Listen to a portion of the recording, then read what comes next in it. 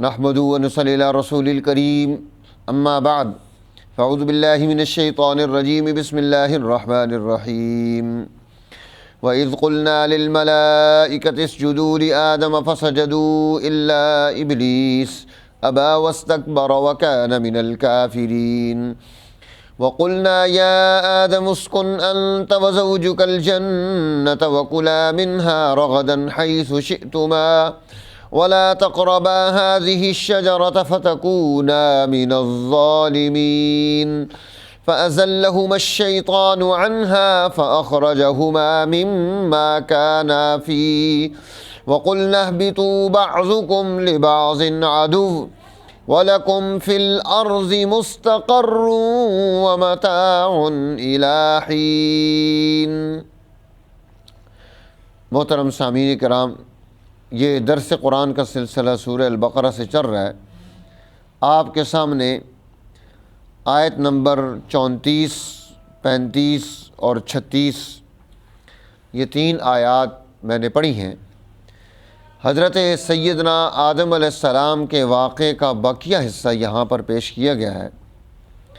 وَإِذْ قُلْنَا لِلْمَلَائِكَةِ، جب آدم علیہ السلام اپنے پیپر میں کامیاب ہو گئے تو اللہ تعالیٰ نے اب فرشتوں کو یہ حکم دیا، اسجدوا لآدم، کہ تم سب آدم کو سجدہ کرو، اسجدوا سجدہ کرو، فسجدوا سب نے سجدہ کیا، الا ابلیس سوائے ابلیس کے، اس نے سجدہ کرنے سے انکار کر دیا۔ تو اب یہاں اللہ تعالیٰ نے آدم علیہ السلام کی عملی تعظیم جو تھی وہ اس کے کرنے کا حکم دیا۔ یہ پچھلی شریعتوں میں تعظیم کا سجدہ جائز تھا، ہماری شریعت میں تعظیم کا سجدہ جائز نہیں ہے۔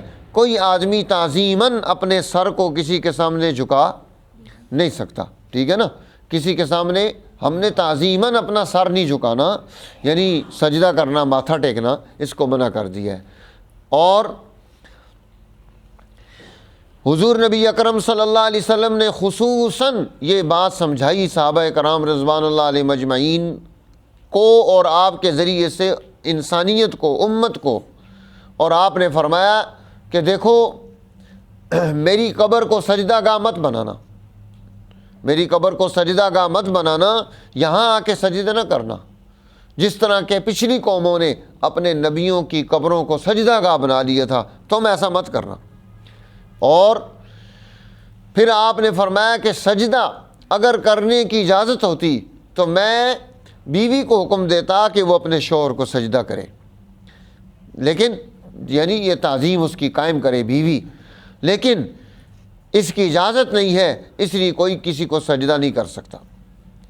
تو ہمیں اپنے آپ کو ان چیزوں سے بچانا چاہیے۔ اور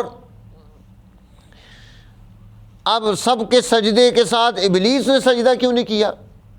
ابلیس جو تھا یہ فرشتہ نہیں تھا، کان من الجن، یہ جن کی اولاد تھی۔ کس کی اولاد تھی؟ جن کی۔ جن جو ہے یہ آگ سے پیدا ہوئے ہیں، اور فرشتے کس سے پیدا ہوئے ہیں؟ نور سے۔ اور ہم انسان کس سے پیدا ہوئے ہیں؟ مٹی سے۔ ہم خاکی ہیں، فرشتے نوری ہیں، یہ جنات جو ہیں یہ ناری ہیں۔ یہ جنات کیا ہیں؟ ناری ہیں۔ یہ نار سے پیدا ہوئے ہیں، آگ سے پیدا ہوئے ہیں۔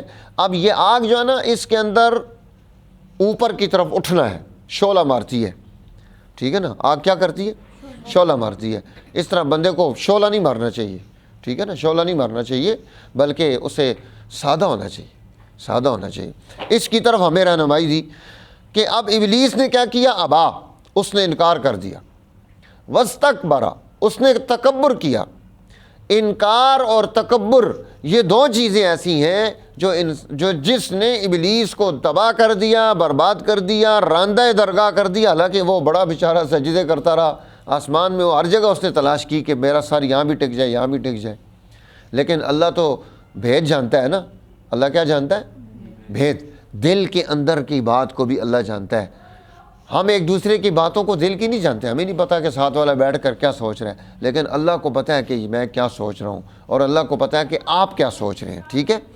اس لیے جو انسان سوچتا ہے اللہ اس کے علم میں ہوتا ہے، اب یہ لگا ہوا تھا، بڑی عبادتیں کر رہا تھا، سر مار رہا تھا، اس لیے کہ اللہ تعالیٰ مجھے نیک سمجھ کر خلافت عطا کر دے. نیک سمجھ کر کیا کریں؟ خلافت عطا کر دیں. یہ خانقاہوں میں لوگ بیٹھے ہوتے ہیں نا خلافت حاصل کرنے کے لیے، یہ بھی یہی کرتے ہیں. پیر صاحب آئیں گے تو جناب بڑے مچھر کے کام کر رہے ہوں گے. بھئی تم اتنے مچھر کیوں رہے ہو؟ دکھانے کے لیے ان کو. اور بڑی کبھی عاجزی کرنی شروع کر دیں گے، کبھی کیا کریں گے تاکہ خلافت مل جائے، اور اس طرح ڈھونگ کے ذریعے حاصل کر لیتے ہیں اور بعد میں پھر اپنی دکان چمکاتے ہیں. شیطان بھی یہی چاہتا تھا. اب اللہ نے خلیفہ حضرت سیدنا آدم علیہ السلام کو بنا دیا، پیٹ میں مروڑے شیطان کے درد ہے اور موشن شروع ہو گئے. اب اس غصے کا اظہار کہاں پہ ہو رہا ہے؟ سجدے کا. اب اللہ نے کہا کہ جانا سجدہ کیوں نہیں کیا؟ آگے جو ہے اس کی تفسیر دوسری جگہ قرآن حکیم میں آئے گی. تو اس نے کہا کہ انا خیر منہ، میں بہتر ہوں. اب اس نے یہ نہیں سوچا کہ اللہ کا حکم زیادہ اہم ہے. وہ آدم علیہ السلام کو دیکھ رہا ہے کہ آدم کو میں سجدہ کیوں کروں، یہ تو مٹی سے پیدا ہوا ہے اور میں آگ سے، اور آگ تو اوپر کی طرف اٹھتی ہے، بلند ہوتی ہے، شعلہ مارتی ہے. یہ مٹی تو پاؤں کی نیچے ہوتی ہے، تو جو پاؤں کی نیچے کی چیز ہے اس کے سامنے سجدہ. اب وہ جناب پریشانی میں مبتلا ہو گیا. اصل چیز ہوتی ہے اللہ کا حکم. اصل چیز کیا ہوتی ہے؟ اللہ کا حکم. جب حکم آ جائے اور حکم سے انسان سرتابی کرے، روح گردانی کرے، وہ مجرم بن جاتا ہے. حکم سے روح گردانی کرنے سے انسان کیا ہو جاتا ہے؟ مجرم بن جاتا ہے. اس لیے یہاں رہنمائی دی کہ ہم نے تمہیں جو حکم دیا تھا تم نے اس حکم کا انکار کیا، اس لیے تو وہ مردود بن گئے. اس لیے جو آدمی شیطان کے شر سے بچنا چاہتا ہے، روزانہ صبح آپ چاہتے ہیں نا کہ شیطان آپ کو گمراہ نہ کرے، ٹھیک ہے، تو آپ کیا کریں؟ اعوذ باللہ من الشیطان الرجیم روزانہ 10 دفعہ پڑھا کریں. روزانہ 10 دفعہ. جب آپ یہ پڑھیں گے تو آپ کو شیطان گمراہ نہیں کر سکے گا. آپ سارا دن غلطیوں سے بچتے رہیں گے، گناہوں سے بچتے رہیں گے. جو گناہوں سے بچنا چاہتا ہے اسے اعوذ باللہ من الشیطان الرجیم پڑھنا چاہیے، کیونکہ گناہ کی طرف مائل کرنے والا کون ہے؟ شیطان. شیطان مائل کرتا ہے نا. شیطان کیا کرتا ہے؟ مائل کرتا ہے. لیکن وہ لگاتا تیلی ہے، چاس لگاتا ہے. اس نے کہا میں نے تو کچھ نہیں کیا. میں نے کیا کیا؟ میں نے تو کچھ نہیں کیا. وہ حلوائی کی دکان پہ گیا اور وہ جلیبیاں بنا رہا تھا، وہاں سے چاس لی اور لے کر دیوار کے ساتھ لگا دی. چاس کو کھانے کے لیے چھپکلی آ گئی. کیا آ گئی؟ چھپکلی. چھپکلی کو کھانے کے لیے جو ہے نا جی بلی آ گئی. بلی کو کاٹنے کے لیے کتا آ گیا. اب جب یہ سب ایک دوسرے کے پیچھے لگے تو جناب جو ہے نا بلی بھاگ گئی، کتے نے مالک کا نقصان کر دیا، مالک نے کتے کو مار دیا، دکان کے مالک نے. اب جو کتے کا مالک تھا وہ آیا، وہ لڑے، دکان کا مالک اور کتے کا مالک آپس میں، دونوں، ایک مر گیا ایک جیل میں چلا گیا. شیطان کہتا ہے میں نے تو کچھ بھی نہیں کیا، چاس ہی لگائی تھی. وہ ہمیں چاس لگا جاتا ہے اور ہم پھر کیا کرتے ہیں؟ ہم لڑ سارے آپس میں خاندان لڑ رہے ہیں. شیطان چاس لگاتا ہے، سائڈ پہ ہو جاتا ہے کھڑے ہو کے تماچے سے، بچے لڑو لڑو پھر ہم لڑتے ہیں. اس لیے شیطان ہمیں لڑاتا ہے. وَكَانَ مِنَ الْكَافِرِينَ، کیونکہ وہ کیا ہے؟ کافروں میں سے ہے.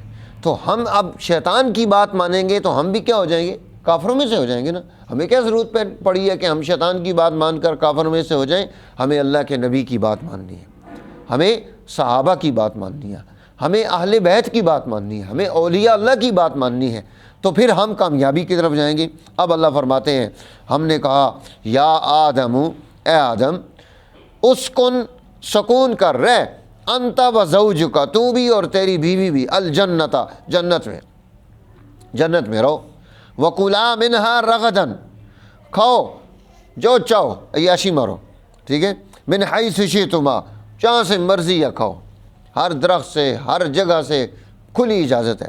جنت میں مزے ہوں گے، ساری جنت اپنی ہوگی. دنیا میں بندے کی جگہ چھوٹی سی ہوتی ہے نا، یہ جو ہے نا جی 2 مرلے کا مکان ہے، 5 کا مکان ہے، کچھ بھی نہیں ہے. جنت میں ایسے مکان نہیں ہوں گے جیسے ہمارے ہیں، ٹھیک ہے. وہاں اس کے مکان کے اندر نہریں چل رہی ہوں گی، ٹھیک ہے.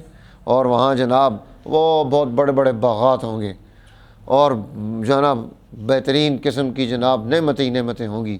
اور جو خواہش آئے گی دل میں، خواہش پیدا ہوگی، اسی وقت وہ چیز بنی ہوئی سامنے حاضر ہو جائے گی. بنی ہوئی چیز سامنے کیا ہو جائے گی؟ حاضر ہو جائے گی. تو وہ کسی نے شاہ صاحب سے پوچھا نا کہ شاہ جی جنت میں چائے بھی ملے گی؟ عطا اللہ شاہ صاحب بخاری رحمۃ اللہ علیہ سے، جنت میں چائے بھی ملے گی؟ انہوں نے کہا چائے تو ملے گی، لیکن چائے بنانے کے لیے جو ہے نا آگ اور چولہے کی ضرورت پڑے گی نا، وہ ساتھ سے لانا پڑے گا پڑوس سے۔ کہا پڑوس کہاں ہے؟ کہا جہنم میں، جہنم میں جاؤ گے وہاں سے آگ لاؤ گے اور لا کر چولہا جلاؤ گے، پھر چائے پھر چائے بناؤ گے، پھر چائے پی لینا۔ تو جنت میں اللہ تعالیٰ ہر نعمت عطا کرے گا، پٹھانوں کو نسوار بھی مل ہی جائے گی جنت میں ہر نعمت اللہ تعالیٰ عطا کرے گا، لیکن وہ نعمت دنیا کی نعمتوں سے کیا ہوگی؟ الگ نعمت ہوگی، ٹھیک ہے۔ بہرحال اللہ تعالیٰ فرماتے ہیں کہ اب آپ یہاں مزے کریں، وَلَا تَقْرَبَا هَٰذِهِ الشَّجَرَةَ، اس درخت کے قریب نہیں جانا، فَتَكُونَا مِنَ الظَّالِمِينَ، ورنہ خسران اور نقصان اٹھاؤ گے، ٹھیک ہے۔ اب پابندی، یعنی اللہ تعالیٰ جنت میں، حالانکہ جنت میں پابندیاں نہیں ہوں گی، لیکن اللہ تعالیٰ نے آدم علیہ السلام کے لیے اسپیشل پابندی رکھی تاکہ ان کو پتہ چلے کہ رکنا کیسے ہے۔ جیسے ابھی رمضان شریف آ رہا ہے نا، اب ہمیں حکم ہوگا ہاں بھائی نہیں کھانا، ہاں جی کیا کرنا ہے؟ نہیں کھانا، دودھ نہیں پینا، چائے نہیں پینی، پراٹھا نہیں کھانا، سب چیزیں فریج میں پڑی ہوئی ہیں، اور روزے دار کا روزہ ہے، فریج کھولتا ہے خوشبوئیں چڑھ رہی ہیں، کھاتا ہے؟ نہیں کھاتا نا، کوئی نہیں دیکھ رہا اسے، چھپ کے بھی نہیں کھاتا۔ کیوں نہیں کھا رہا ہے؟ اسے پتہ ہے کہ جس نے حکم دیا تھا وہ دیکھ رہا ہے۔ کس کا حکم ہے روزہ رکھنا؟ اللہ کا۔ اللہ کا حکم ہے، اللہ کمرے کے اندر دیکھ رہا ہے۔ اللہ کمرے کے اندر کیا ہے؟ دیکھ رہا ہے۔ اس لیے فرمایا کہ یہ ہمیں اللہ تعالیٰ کسی حلال چیز سے بھی بعض دفعہ روکتا ہے۔ کیوں روکتا ہے؟ کہ ہماری عادت میں آ جائے، رک جانا ہماری عادت میں آ جائے۔ جس آدمی کی عادت میں رک جانا آ جاتا ہے، جو حکم کو مان کر چلتا ہے، وہ کامیابی حاصل کر لیتا ہے۔ اب فَأَزَلَّهُمَا الشَّيْطَانُ عَنْهَا، شیطان نے ہلا دیا، پھسلا دیا، بڑے وعدے وعید سنائے۔ یہ ہمارے جیسے حکمران آتے ہیں جو دودھ اور شہد کی نہریں چلائیں گے، یہ ہوگا وہ ہوگا، شیطان بھی اسی طرح کرتا۔ اس نے آدم علیہ السلام کو جناب اس طرح کی نہریں شہریں دکھا کے نا اور باتیں کر کے، اور حضرت حوا کو، اب اصل مسئلہ پتہ کیا ہے؟ آدم علیہ السلام جو ہے نا چونکہ اللہ کے نبی ہیں اور جنت کے ماحول میں رہ رہے تھے، اور شیطان نے اللہ کی قسم اٹھائی تھی۔ کس کی قسم اٹھائی تھی؟ اللہ کی۔ انہوں نے کہا کہ اللہ کی قسم اٹھا کر کون جھوٹ بول سکتا ہے؟ اللہ کی قسم اٹھا کر کون جھوٹ بول سکتا ہے؟ ان کو کیا پتا تھا کہ شیطان اللہ کی قسم اٹھا کر بھی جھوٹ بول دیتا ہے۔ اس لیے قسموں پہ اعتبار نہیں کرنا چاہیے، قسموں پہ اعتبار نہیں کرنا چاہیے، قسمیں اٹھانی بھی نہیں چاہیے۔